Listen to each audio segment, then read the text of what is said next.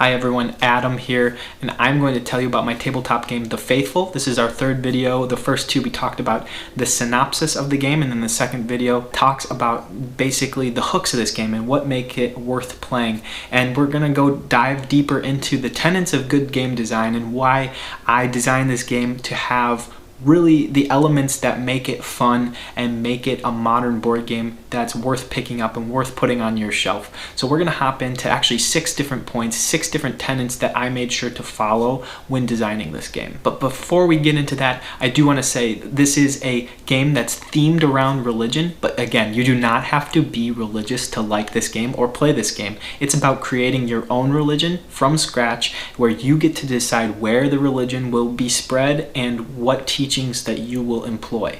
And so that's what makes it a game that's accessible to a lot of people. The game doesn't tell you what to teach or what's right and wrong. So anyways, let's hop into those 6 tenets of good game design that The Faithful employs. The first one is that it has a quick setup. This game, you can set this game up on the table in probably 5 minutes, start to get playing. Each player, there's up to 5 players, should only have to put about 10 pieces on the board or grab 10 pieces from the box. It's very quick and you can get playing very, very fast. The second element of good game design is that there's variability, which creates replayability. And the variability in this game ranges from the council cards, which are always different. You have 2 types of council cards you could draw, dogma cards or crusade cards, but additionally you have a huge deck of over 80 cards. In addition, with setup, there are 5 discovery tokens that are shuffled and different attributes will be awarded in different territory every game, as well as the fact that the 5 leader cards are shuffled, different special abilities and different upgraded abilities. And the upgraded abilities are achieved in a new way every game through using what's called the objective cards. The third tenet of good game design is that there's no player elimination.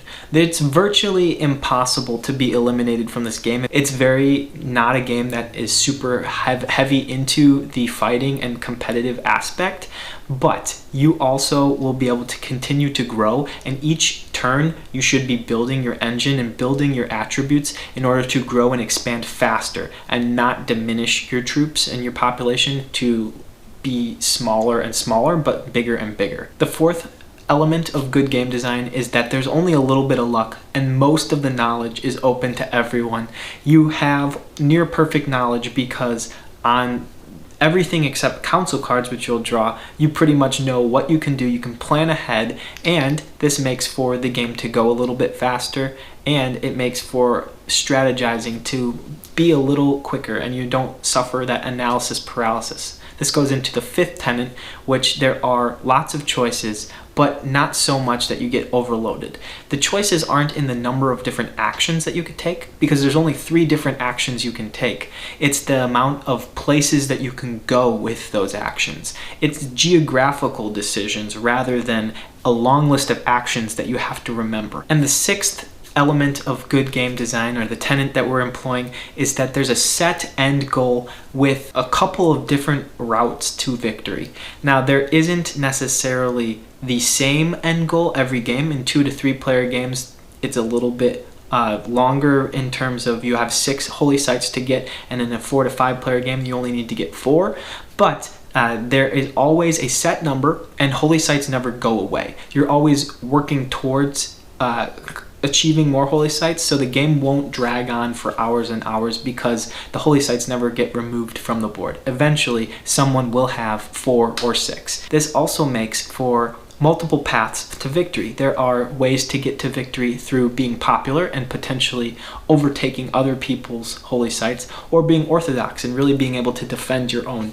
And reproduction, if you have a lot of population, sometimes that large number of population can both help achieve other people's holy sites or like take over their holy sites, or you can defend your own because you have a lot of population. So there's lots of ways to get to those 4 or 6 holy sites, and there's no one method that will always be the way to get there to win. So there you have it. There's 6 tenets of good game design, 6 elements that make The Faithful worth playing, and I hope that you enjoyed these videos. Thank you for watching.